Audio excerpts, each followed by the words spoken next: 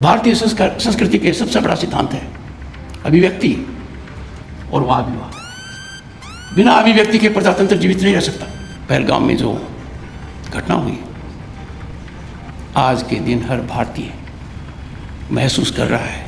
तो प्रजातांत्रिक व्यवस्था में अभिव्यक्ति और वाद विवाद कॉम्प्लीमेंट्री हैं। कि हम भारतीय हैं, भारतीयता हमारी पहचान है, राष्ट्रवाद हमारा धर्म है, राष्ट्र सर्वोपरि है, राष्ट्र प्रथम है। कोई भी हित व्यक्तिगत, राजनीतिक, आर्थिक, राष्ट्र हित से ऊपर नहीं हो सकता। ये अभिव्यक्ति करने वाला व्यक्ति जब दूसरे की बात सुनता है तो उसको बहुत जल्दी बोध हो सकता है कि मेरा मत सही नहीं है, उसका मत सही है। यदि अगर हम अभिव्यक्ति और वाद विवाद, जिसको अनंतवाद कहते हैं, उससे दूर भटक जाएंगे तो अहम और अहंकार आएगा, जो प्रजातंत्र और व्यक्ति दोनों के लिए बहुत ही कष्टदायी होता है। बहुत कुछ कहा गया है, पर मैं कुछ बातों की ओर इशारा करूंगा। 1984 की बात है और वर्तमान महामहिम राज्यपाल जी चलते फिरते नक्सलाइट एरिया में पहुंच गए। अब नक्सलाइट एरिया में पहुंच गए तो अपने संस्कारों को इन्होंने ध्यान में दिया। और भारतीय संस्कृति के सबसे बड़ा सिद्धांत है अभिव्यक्ति और वाद विवाद। बिना अभिव्यक्ति के प्रजातंत्र जीवित नहीं रह सकता। और अभिव्यक्ति करने वाला व्यक्ति ये समझे कि मैं कह रहा हूँ वही सही है और कुछ सही नहीं है, तो अभिव्यक्ति सार्थक नहीं है। अभिव्यक्ति व्यक्त करने वाले व्यक्ति को हमेशा तत्पर रहना चाहिए कि दूसरे का मत सुनो। इसको कहते हैं वाद विवाद। और हमारे वैदिक व्यवस्था में कहा गया है इसको अनंतवाद। सब प्रजातांत्रिक व्यवस्था में अभिव्यक्ति और वाद विवाद कॉम्प्लीमेंट्री हैं, एक दूसरे के बिना जीवित नहीं रह सकते। जीवन में अक्सर देखा गया है कि अभिव्यक्ति करने वाला व्यक्ति जब दूसरे की बात सुनता है तो उसको बहुत जल्दी बोध हो सकता है कि मेरा मत सही नहीं है, उसका मत सही है। और यदि अगर हम अभिव्यक्ति और वाद विवाद, जिसको अनंतवाद कहते हैं, उससे दूर भटक जाएंगे तो अहम और अहंकार आएगा, जो प्रजातंत्र और व्यक्ति दोनों के लिए बहुत ही कष्टदायी होता है। रिमार्केबल है, हिम्मत चाहिए। जब आप खतरे के सामने होते हो, आपकी बोलती बंद होनी चाहिए थी, पर आपने ऐसा नहीं किया। आपने अपनी भावना व्यक्त की और किया। दूसरा सीन मुझे याद आता है इमरजेंसी का। हमने पिक्चरों में देखा है, चलचित्र में देखा है, आप 30 फुट से कूद गए मान्यवर इमरजेंसी के दौरान। ये सब मैंने देखा है। पर उस घटना से मुझे एक बात याद आती है कि भारत की संसदीय यात्रा को जब हम देखेंगे तो उस कालखंड को हम कभी नहीं भूल पाएंगे। वो काला अध्याय है। उस काले अध्याय की याद हमेशा आती रही। वो हमारे संकल्प को मजबूत करता रहे कि हम प्रजातांत्रिक व्यवस्था में रहते हैं। और कभी हम ये भूल न जाएं तो गत 10 वर्ष से भारत गणतंत्र कॉन्स्टिट्यूशन डे मना रहा है। मनोहर लाल जी, गत 10 वर्ष से वो दिन हमें याद दिलाता है कि तपस्वी लोगों ने बड़ी मेहनत कर वो संविधान बनाया। उनके एक सुपुत्र यहाँ मौजूद हैं, भूपेंद्र जी। आपके पिताजी संविधान सभा में थे, उनके पोते भी यहाँ हैं, दीपेंद्र। वो तपस्वी लोग थे, राष्ट्रवाद से ओतप्रोत थे।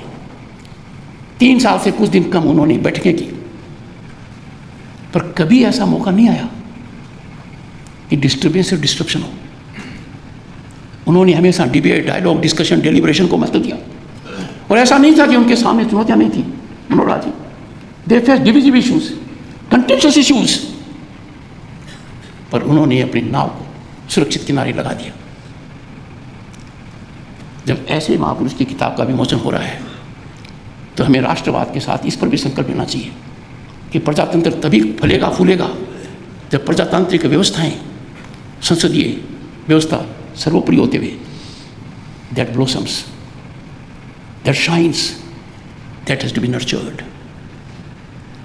सबसे बड़ी चुनौती है कि आपने लिखने की हिम्मत की। लिखना बहुत मुश्किल है। खुद का आकलन कई बार पीड़ादायक होता है, पर आपने बड़ी ईमानदारी से बातें लिखी। और जितने चित्रों का चयन आपने किया है, वो चित्र बोल रहा है। ऐसा लगता है कि आपके सामने है प्रधानमंत्री जी नरेंद्र मोदी जी के साथ आपके परिवार की फोटो। जब मैं देखता हूँ तो मुझे लगता है कुछ मिसिंग है। वैष्णव, उसके बावजूद आप हैं जो परिवार को इतना स्थायित्व दिया है। जब मैं देखता हूँ तेलंगाना की पृष्ठभूमि के अंदर 2 बड़े चेहरे आपकी उपस्थिति में क्या मुस्कुरा कर बात कर रहे हैं, जिनका राजनीतिक टकराव हमेशा पराकाष्ठा पर रहा है। मुझे तो लगता नहीं, मन तो बहुत करता है कि कई बार किताब लिख डालूं, क्योंकि हाल ही में 2 महामहिम राज्यपालों ने लिख दिया है। पर किसी भी आदमी को अपना संकट ज़्यादा बढ़ाना नहीं चाहिए। हो सकता है किताब लिखकर ज़्यादा संकट पैदा हो जाए। तो मन की बात कहना बहुत अच्छी बात है, पर कई बार अच्छी बात है कि मन की बात मन में रखी जाए। पर इस विषय के ऊपर अभी मैं चिंतन मंथन में हूँ, और हो सकता है दर्शन मुझे इतना ज्ञान दे दे कि मनोहर लाल जी आपकी स्वीकृति लेकर मैं लिख भी डालूँ कभी कुछ। नहीं, ज़रूरी है, ज़रूरी है। मुझे बहुत प्रसन्नता इसलिए भी है कि कई कार्यक्रम होते हैं जो भव्य होते हैं, आडंबर होता है। इस कार्यक्रम की एक खासियत है, जब दूर तक देखता हूँ, हर वर्ग के लोगों को देखता हूँ, पूर्व सांसदों को देखता हूँ। सुनीता सोचेंगे मेरा नाम नहीं लिया, सुनीता जी सबसे पहले आपको देख लिया। सुनीता जी अधिकारी रही हुई है इंडियन रेवेन्यू सर्विस की। और धर्मवीर जी, अंत में कहना चाहता था पर बीच में कहना पड़ रहा है, मेरी राजनीतिक यात्रा के अंदर सबसे बड़ा जो धक्का लगाया वो धर्मवीर जी ने लगाया। और तब धर्मवीर जी मंत्री थे, याद है धर्मवीर जी? और मैं झुंझुनू से 75 जीप लेकर आया था। संख्या तो ज़्यादा थी और नाम 75 रखा क्योंकि ताऊ का 75वां जन्मदिन था। याद है ना आपको? और आपने जो हमारे लोगों को खिलाया पिलाया, उससे मुझे बहुत नीचा देखना पड़ा, क्योंकि आज तक भी वो लोग कहते हैं कि आप धर्मवीर जैसा स्वादिष्ट भोजन कब कराओगे। आज तक भी कहते हैं। Ladies and gentlemen, it's a great occasion that one of the towering giants of our social system, who never had ambition of his own, who was always fired by the zeal of serving the people at large, has penned down his thoughts. His simplicity, his modesty, his sublimity, his commitment to nation is emulative, remarkable. Rekha ji, आप तो बहुत पीछे बैठ गई। राज्यसभा के सदस्य हैं, हम तो सदन में भी आपकी सीट को आगे करने की सोच रहे थे। अभी आपको देख लिया, मैंने कहा बहुत से लोग हैं जिनको मैं देख नहीं पाऊंगा, but I must be extra careful Dharamvir ji, Rajya Sabha के सदस्यों के लिए, क्योंकि I have to be more careful about them. मैं आपको बहुत शुभकामनाएं देता हूँ। फिर भी मैं शुरू में कह चुका हूँ और इस बात पर मैं कायम भी हूँ कि वसुंधरा जी को ही पूरा का पूरा क्रेडिट जाता है। विकट परिस्थितियों में यहाँ न होने की वजह से मेरी धर्मपत्नी नहीं आ पाई, पर उसने कहा है मैं तो हैदराबाद जाकर भी ये बात व्यक्त कर दूँगी, उनकी बात मैं भी व्यक्त कर रहा हूँ। ठीक हो? यशोधरा आवेदन सिंह ठीक हो? अच्छा है, पक्का? इधर आ जाओ, दोनों के दोनों आ जाओ, और कोई मत आओ। वैसे आज का दिन बहुत खास है। राज्यपाल जीवनी लिखने लगे हैं। कुछ दिन पहले उत्तर प्रदेश की महामहिम राज्यपाल आनंदीबेन पटेल की पुस्तक का विमोचन करने का सौभाग्य मिला, और पुस्तक का टाइटल था चुनौतियाँ मुझे पसंद हैं। मैंने कहा महामहिम राज्यपाल, चुनौतियाँ तो आपके मुख्यमंत्री योगी जी को भी बहुत पसंद है। और मैंने कहा चुनौतियाँ मेरा पीछा नहीं छोड़ती, चोली दामन का सा साथ है। और भारत के प्रधानमंत्री ने गत 10 वर्ष में दिखा दिया कि चुनौतियों को वो अवसर में बदलते हैं और हर कसौटी पर खरे उतरते हैं। और नतीजा दुनिया के सामने है कि जो भारत अर्थव्यवस्था में लड़खड़ा रहा था, वो आज विश्व की चौथी बड़ी अर्थव्यवस्था बन चुका है। और हमने जो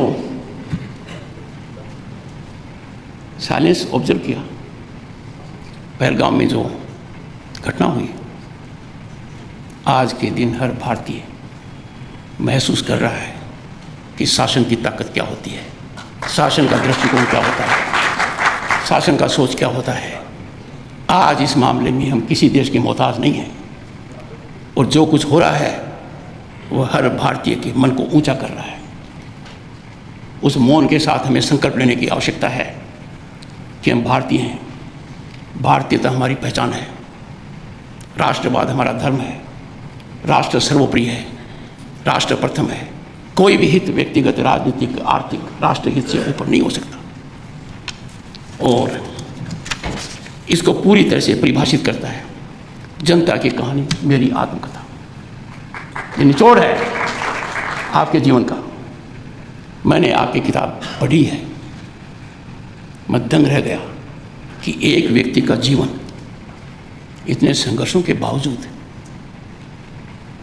नतीजे लगातार कैसे दे रहा है। व्यक्तिगत संकट, राजनीतिक चुनौतियां, पर ये आगे बढ़ते रहे। शुरुआत की राष्ट्रीय स्वयं संघ के प्रचारक के रूप में, फिर विस्तारक, फिर मेंबर ऑफ पार्लियामेंट, फिर केंद्र में मंत्री बने, तब जब मेरा इनसे परिचय हुआ, और राज्यपाल। In the process the honourable governor Haryana, sir आप मेरे चित्त से कभी उतरते नहीं है, इसलिए बिहार निकल रहा था। Honourable governor of Haryana has traversed the landscape of this country and doted it by his contributions.